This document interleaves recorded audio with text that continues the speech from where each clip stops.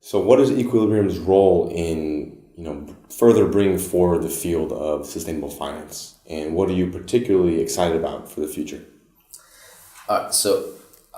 Unabashedly, because we serve institutional investors, the strategies that we bring to our investors have to be of a scale that they can put money to work in.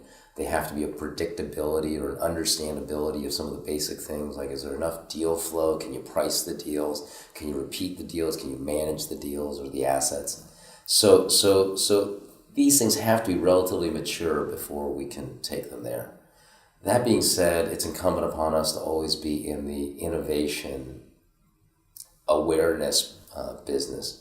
And so we are active in working with NGOs, which we think are a source of innovative ideas in sustainable finance and impact investing. And we always ask the question, since they started it, are they capable of scaling it? Is there a germ of an idea there in terms of how they're creating these financial instruments that can ultimately go to the mainstream and be scaled?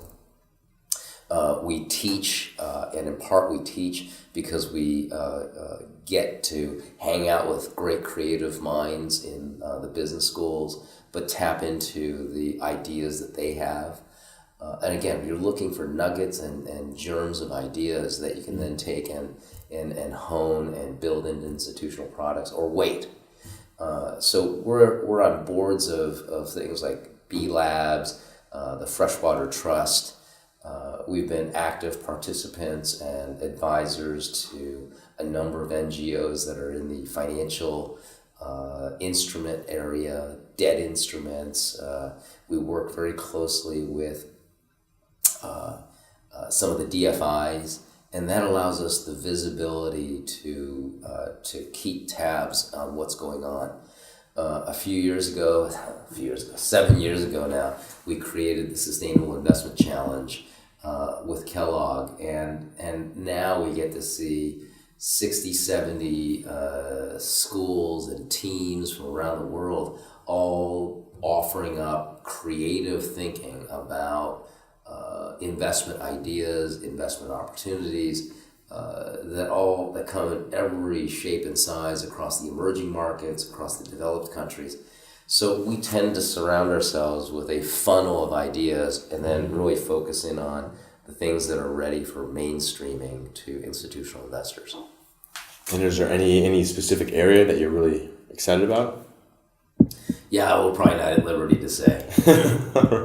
but there's also something really selfish too here, and some of the joy that I get, and that is being with students and being with folks that are unencumbered by a lot of legacy in the past, and they're asking the question, why? And they're coming with a presumption that, and this is a really important presumption, they come with the presumption that I don't have to ask the question, is it this or this?